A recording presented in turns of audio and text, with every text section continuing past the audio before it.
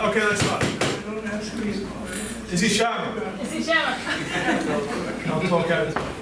Okay, so the name of the topic is, do we lead a just existence? Which is a pretty tough topic. It's certainly a topic that has been debated for as long as there have been philosophers, back to the time of the Greeks. It's really summarized into three words: problem of evil. If there is a omniscient God, if there is an omniscient God, a God who knows all, a God who is involved in our lives, a God who is all good, how could there be evil? Doesn't make sense, right? Can we create a world without evil? It's the question Eov had of God. Eov lived a very difficult life, and God's answer to Eov was, when he asked why do good people suffer, basically, bottom line, Hashem said, were you there when I created the world? So what kind of answer is that? Basically, what he's saying is, there's certain things the human mind can't grasp. If you think about existence before there was a world, what was there? It was just God, right? So could we fathom, could the human mind fathom making a world with nothing? It's impossible.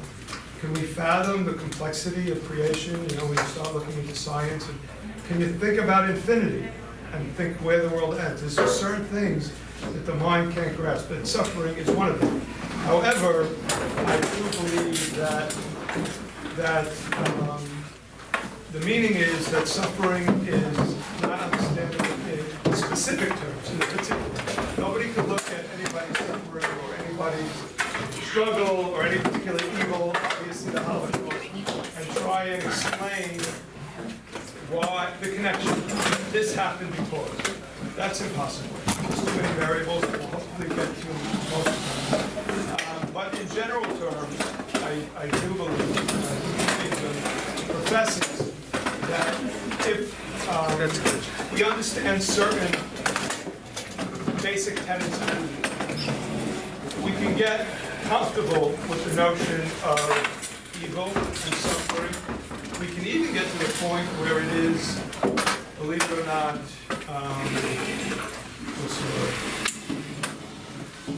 satisfying, encouraging, a positive.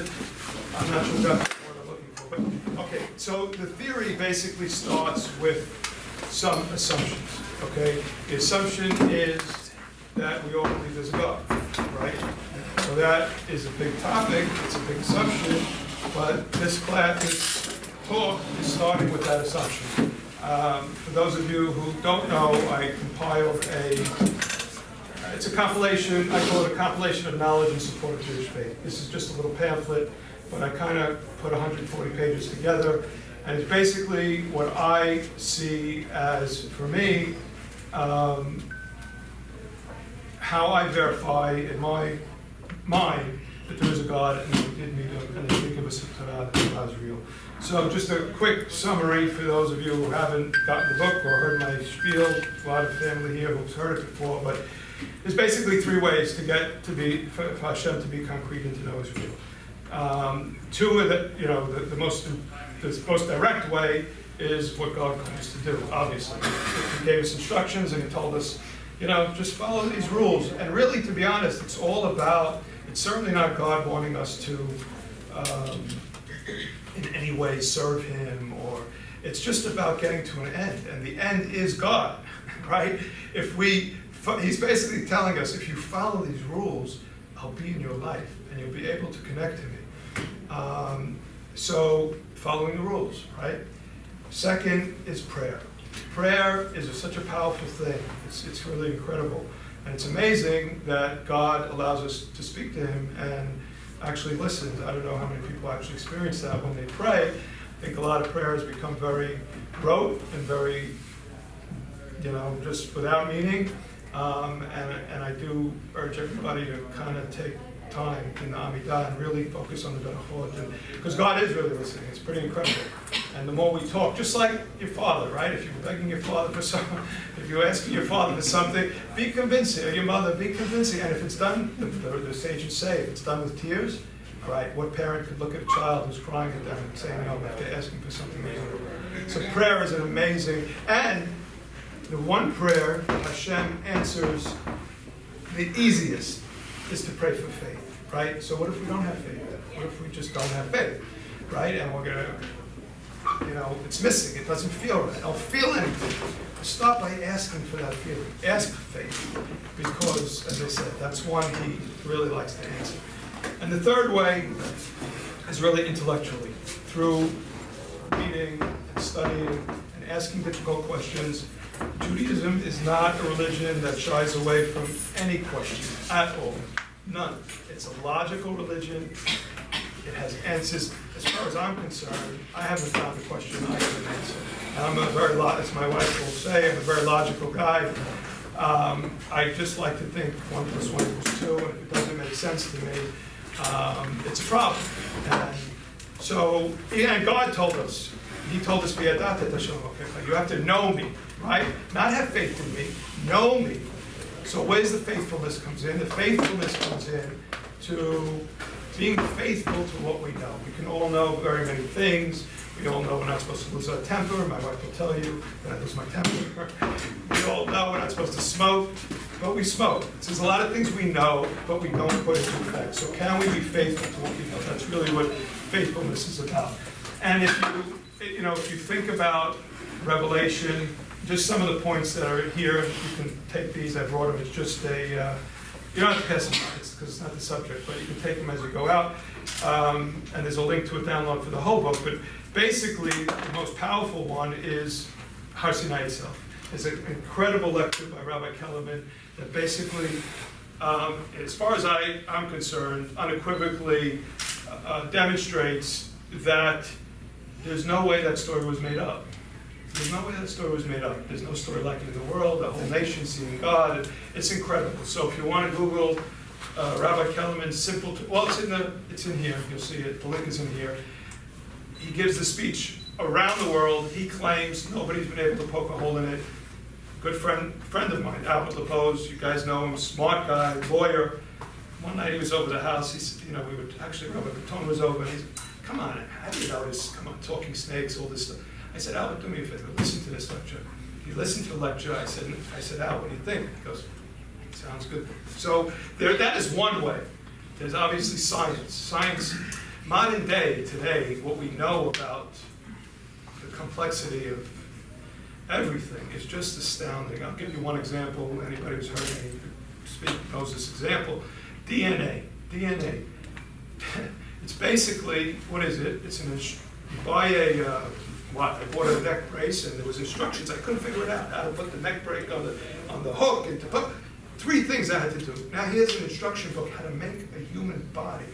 You understand how to make a human body? There's cells. I mean, what's going on inside the heart pumping? Forget about every cell. So DNA, that's what it is.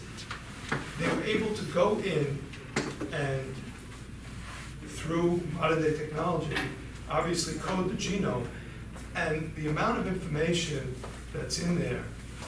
Okay, I was reading it, and I'm not good with this stuff. Remember, 3.2 gigabytes of information. I looked, I said, what is 3.2 gigabytes? If I have it right, Harry, do I have it right? Harry Graz is a gigabyte guy, I don't know, do I have it? Is a gigabyte a big number? Big one. Okay, good.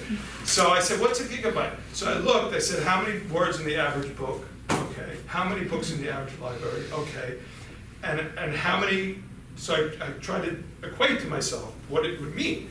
So 3.2 gigabytes is enough information. You'd have to, if you were printing out how to make a human body, you'd need all the libraries in America filled with all the books. And you know how big a DNA molecule is? Take a piece of sand and divide it. They also said a micron. They gave me a number. I couldn't figure out what it was. I said, let me feel what that is. I said, what's a piece of sand? And you divide it 1,000,000 times, 1,000,000 times. And you have in that 1,000,000th of a piece of sand the information that fits. Okay, so that's a little bit about how we get to God. So we're starting this, how much time? What do we got? So, okay, God's real, we met him, okay. Let's take that for granted. Now the question is, why is life so difficult? Why is there so much suffering? Why are there nasty people that seem to get good things? Why are there great people that seem to not get good things? And that is obviously one that a lot of people shy away from. To be honest, I actually took a class in YU this semester, and it was called The Problem of Evil. And I had to drop it. I dropped the class, and I had to meet with the professor, because he's giving me all these problems with evil. He's telling me how Spinoza says this, and Rambam says that, I said, what do you mean problem of evil? There's a solution to the problem of evil. He wasn't going to give a solution. He was just going to tell you all the problems. And I said, this is yeshiva? I went to the dean. I said, what? It's because there is a solution to the problem of evil. And the answer to the problem of evil has to be, if 1 and 2 are correct, if God is all good and omniscient, that this evil might not just be evil. So how does that become? And again, we're going to talk about like 10 different things. And Rabbi Tatz, if you don't know Rabbi Tatz, he's my inspiration. I urge anybody who's looking for somebody to, and I would say in today's internet world, all you young guys, women, older guys, older women, dad, you're listening to a lot of stuff right now because your eyes are not so good. Find somebody that inspires you. You have the whole world. The whole world. It's incredible. People say the phone is bad. It's not bad. It's not bad. It's what you do with it, right? So Rabbi Tatz says that certain things you can't express. All you can hope to do is kind of circle around the idea, maybe dig a few holes, and maybe you'll fall in, is how he said it. So hopefully we'll dig some holes, and hopefully we'll fall in. I think I fell in, and we'll see if you agree with what I've come to peace with myself. So the first thing the first hole we'll dig is, why did God create the world? I certainly don't know, but one of the things that resounds with me from whatever I've read is what Rabbi Aaron has said. He probably got it from somewhere else, but Rabbi Aaron's book, he says that the greatest good, let me read it.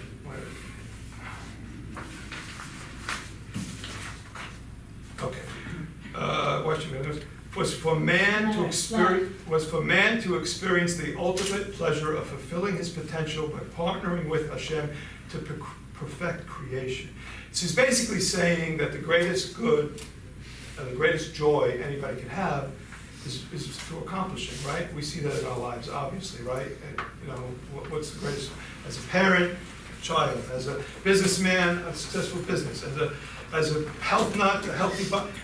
The more we work at something, the more accomplished we feel, the more it's a very easy idea to get. Now, what could be the greatest possible joy is working with Hashem to create something that he didn't finish.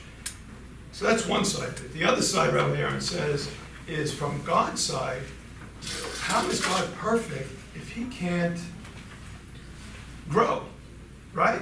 Imagine if your life was done and like you couldn't learn more, or you couldn't improve on yourself, or there's no thrill of excitement, no new idea, no new country to see, no new experience to that's not perfect. So Rabbi Aaron says that, let's call it God's way of experiencing growth and excitement and these things I mentioned is vicariously through us. Same way we look at our children and we get a thrill. Wow, how excited are we when a kid rides a bike? He learns how to ride a bike. So that's the other side of it. And I lost that thought. Okay. So the second thing that we're going to look at in terms of one of these holes is that in order to have that joy, that ultimate joy, and I don't know if we can envision, we don't talk about Olam Haba, we talk about Olam Haba, we talk about Mashiach. There's these vague concepts. I don't know if anybody really, if we get the reality of where we're headed, and if we can, it's a pretty incredible ending. It's all going to work out. We've gotten Hashem's word. And in order to get to that place, and for us to be a part of it, obviously there has to be choice, right? There can't be, if there wasn't a possibility for failure, right? How could there be any excitement, right? That's clear, right? Everybody gets that. If you're playing tennis against a 2-year-old and you beat him, you don't go, you're not thrilled that you beat a 2-year-old, but if you went in and you gave somebody, I played chess with Raven yesterday, he's the master of chess, got a few of his pieces, I felt good if I was playing against so that's clear, that concept is very clear. That there must be failure, there must be the option of failure in order for us to have the complete joy of good. The same thing is with good and evil, right? How could we have free choice? How could we be good people if it was only good we could choose, right? If there was no temptation, if there was no chance to do evil, there is no chance to be good. We'd be robots, right? Anybody have a problem with that? There has to be evil for there to be good. And we get to choose. We have to be the ones to choose. So, just to talk a little bit about, how that choice came to be, I'm getting a little bit, what we got? How this came to be that we got to choose. When the story of Adam Rishon in the Gan Eden, basically that story is, it's not about eating an apple and going to the tree. The deepest story is, again, Rabbi Tatz talks about the fact that things were it was Gan Eden, right? It was Gan Eden, and things were very clear. Hashem was around, everybody was in peace, you could feel his energy, everything was clear, it was fine. And man had one temptation: don't eat from that tree. It's of good and evil, the knowledge of good and evil. So what does that mean? The way Rabbi Tatz says it, and again, it works for me, there could be many other reasons, is that it's almost like it was too easy. Like, I play my kids a game and I want to give them a head start. They're like, no, Dad, I don't want a head start. I want to fight. I want to be. So it was too easy. He wanted to be able to show Hashem that even with the temptation, I could withstand it. And what happened was that the reality, evil came into the mix, and we could see what happened over centuries and generations, and we lost our way, and things got cloudy, and humanity hasn't been able to withstand what Adam Rishon thought he could withstand. Okay, so we talked about free will, we talked about good and evil. Then the last thing, obviously, is reward and punishment, or reward and purification.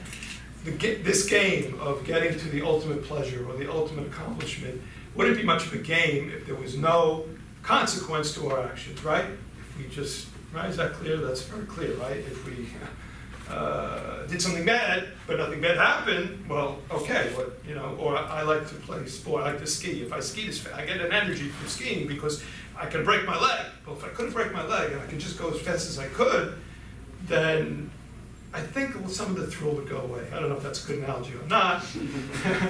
But basically, I think it's clear that there has to be some type of system of reward and punishment in order for this game and this free will that God gave us and this situation to make sense. So those are 4 things that we covered. Next, I want to talk about suffering and evil, how they manifest in one's life, and what could be how it's not black and white. What are the parameters that are? How should we look at suffering? What are the things that affect the perspective that we have on suffering or evil? Okay, the first one, which to me is really huge, is the fact that this existence that we're living is really just a blink of an eye. All right, there's eternity, and then there's our life. Okay. So you have eternity on 2 sides, right? When this world ends, there is another world. And that is a mandatory obligation, according to Rambam, for us to hold and believe as a core principle of Judaism. Now, we shouldn't live our life because we want to get points, right? We want to do it for, 1 second, I'm going to go back to something I forgot. There's one other thing. God has to be hidden.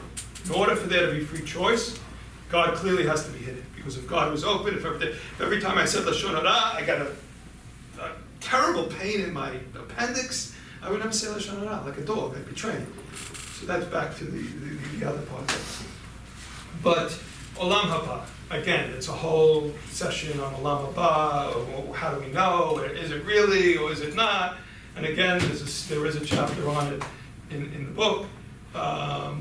But this theodicy is a word that I learned recently. Theodicy is an answer to the problem of evil. My theodicy assumes that there is a world to come. And if you're not clear on that, and whatever, please feel free. My email address is in here, by the way, if you have any questions. I love to talk about this stuff. My kids are tired of hearing of it, so please reach out. Past lives. We've had, listen, again, I don't know that that's a mandatory belief in Judaism. It's not one of Rambam's 13 principles. We certainly talk about it in our Tefillot, Gilgulim. There's certainly a lot of mention about it. I believe, I'm not a Tanakh expert, but I believe, if anybody is here, you can tell me, in the Gemara, in the Mishnah, there are certain books, Sefer Gilgulim, that have been written about it. In modern day study, there's some great books about it, Many Lives, Many Masters. It's an incredible story of a psychiatrist who brings his patient back through hypnosis into past lives. And there are things that occur that couldn't be. People speaking another language completely under hypnosis. And there's a physicist, psychiatrist by the name of Ian Stevenson who dedicated his life to this paranormal issues, and mostly to past lives. And what he did is he studied 3,000 cases of a lot in the Eastern world, because there it's much more open, and it's much more in India, and these religions that believe in it, they're much more open to it, where young children remember past lives, and he would investigate the possible truth of those stories, and just mind-blowing things. And so there is a lot of modern day. It makes sense to me anyways. How's it possible? This is the only shot we got? One shot? And God came here, and our eternity is based on this one situation. Plus, we come into this world with, I have twins. Izzy and Robert. Anybody know that Izzy and Robert are not the same? Anybody Izzy and Robert's friends here? They're two poles of personality. So we definitely come into this world with a. So if we look at, obviously, if we look at suffering in, nobody has a problem with a bad day in our life. Right? Everybody assumes there's going to be a bad day. So if we put that, that's one of the perspectives that we have. A second one is that Judaism, again, I'm not an expert in Tanakh, but there is this idea of a collective soul. That, well, you don't have to be an expert in Tanakh. Shema Yisrael Adonai Eloheinu Adonai Echad. The deeper meaning of Echad, of one, is not that there's one God. Clearly we know there's one God. But that there's nothing but God. There is nothing but God. And if you can think of that, even before, let's say before God created the world, what was there? Just God, right? So what did he do to create the world? Where did he get the stuff from to make something other than himself? Doesn't make sense. Actually, the Kabbalistic view is that he had to remove himself from this world somewhat to create physicality.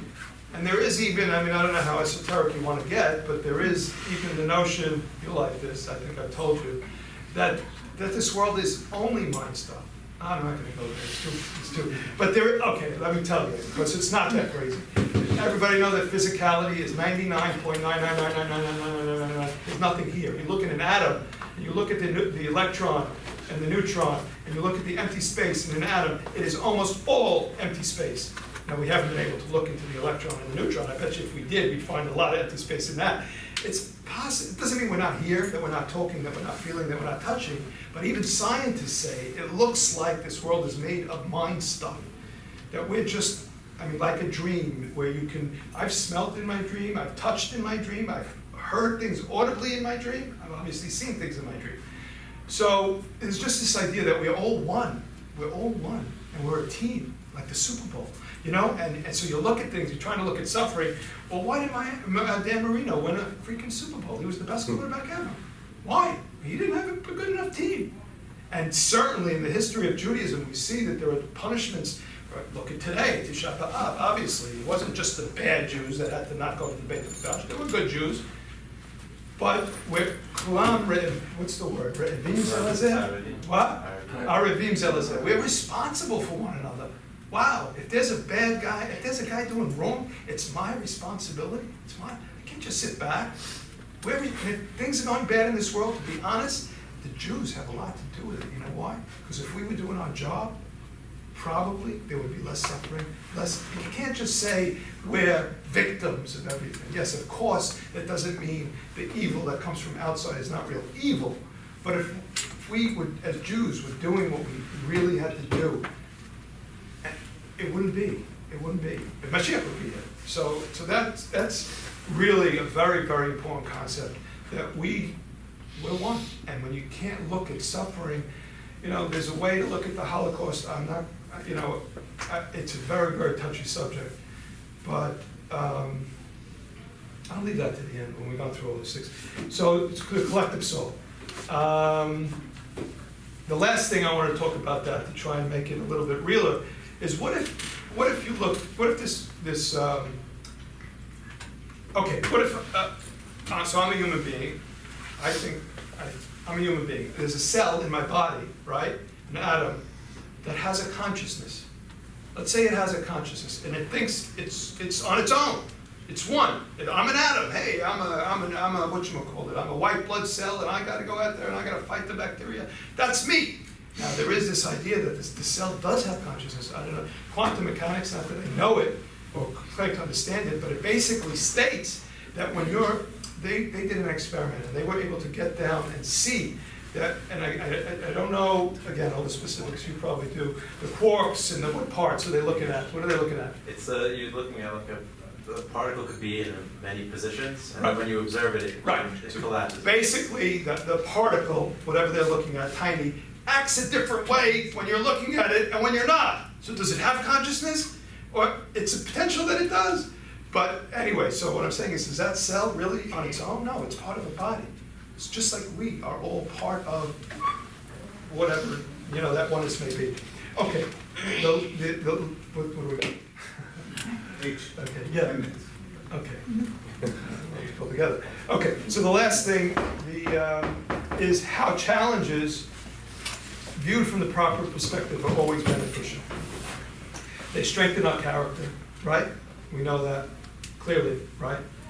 They exercise our faith clearly. The more, it has to be. I mean, I see it in my life when something drastic happens and I have to turn to Hashem and say, I'm not going to lose my faith. It has to happen, actually, that the challenges, as you get more and more faith, have to get bigger and bigger. That's why, look what happened to Abraham. And in the end, he had to kill his child. And the worst part about killing his child was he knew God didn't want him to kill his child.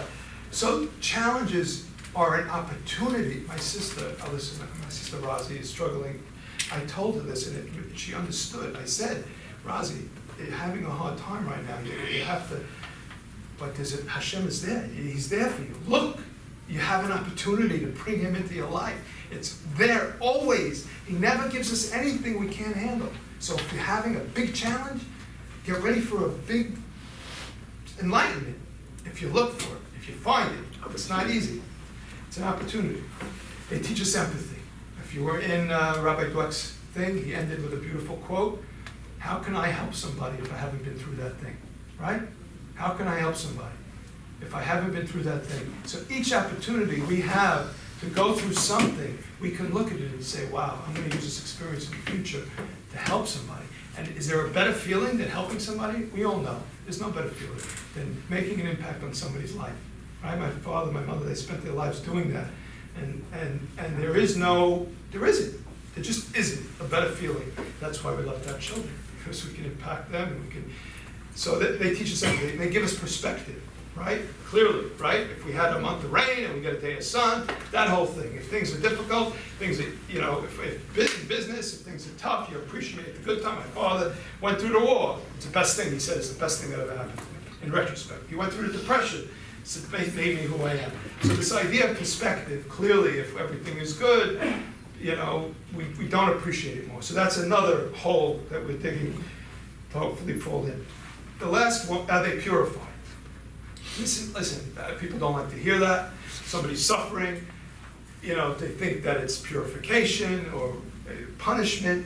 It is one of the many things it could be. And There's nothing wrong to say that, and that doesn't mean that person is bad in any way.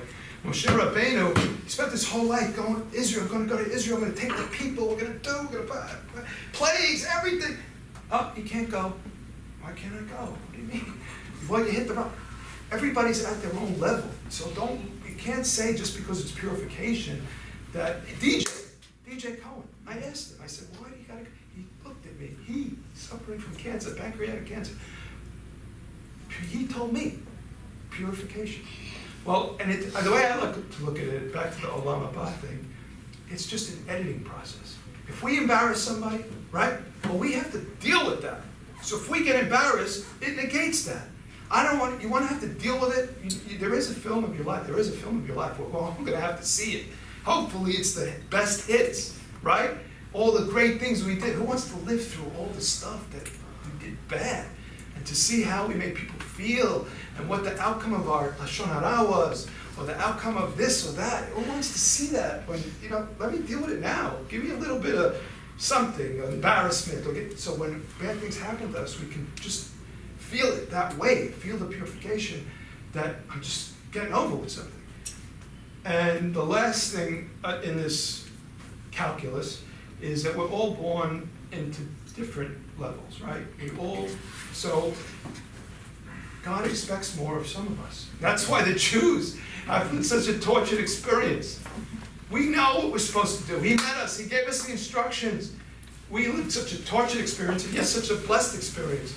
So if obviously somebody's going to be judged differently if they spent their home in a beautiful, loving, warm environment with being taught, and another person was, abused, they're not going to be treated the same. So when we have all those things, I just want to pass out, what did I do with that? Those. Can you just throw those around quickly? Yeah, just pass them around. Give me one. Give me a bunch. Give me a bunch.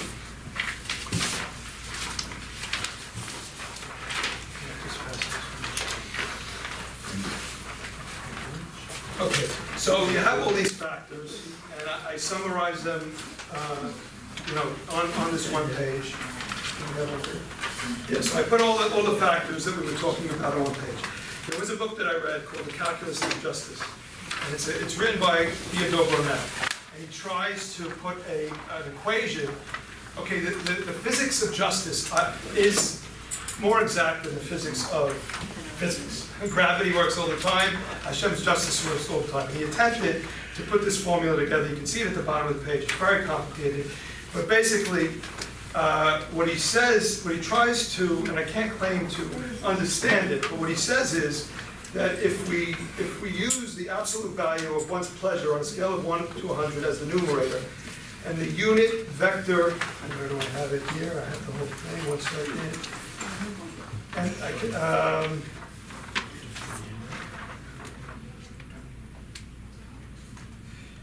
if we use the absolute value of one's pleasure on a scale of 1 to 100 as the numerator, and the unit vector of one's suffering on the same scale as the denominator, the quotient will have a standard deviation of 3 times pi.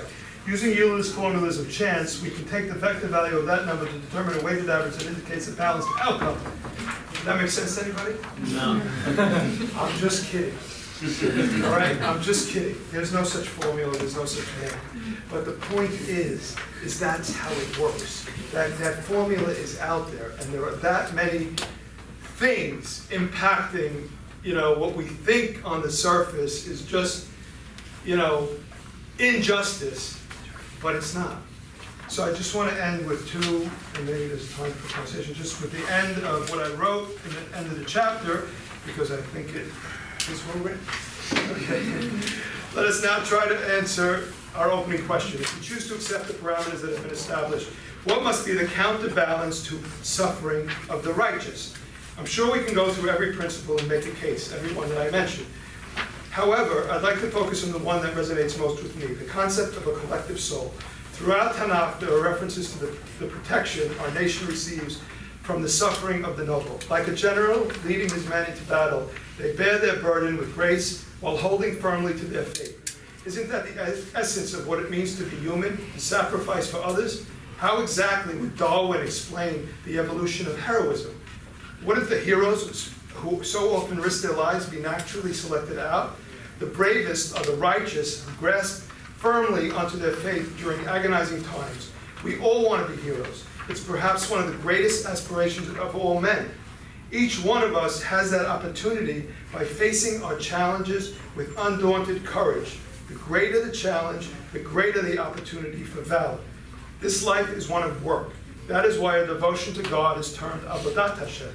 I have eternity to bask in the warmth of my accomplishments. The paramount reward of a life for a lifetime uncovering godliness within is not wealth, honor, or even health. It is a transcendent peace that comes from knowing that through it all, Hashem is directing an awesome show towards a grand finale of boundless internal joy. We all have a mountain to climb. We may get muddied, tired, and injured along the way, but if we faithfully persist in scaling it, there awaits a view beyond description, one that is ever more beautiful, knowing what we endured to get there.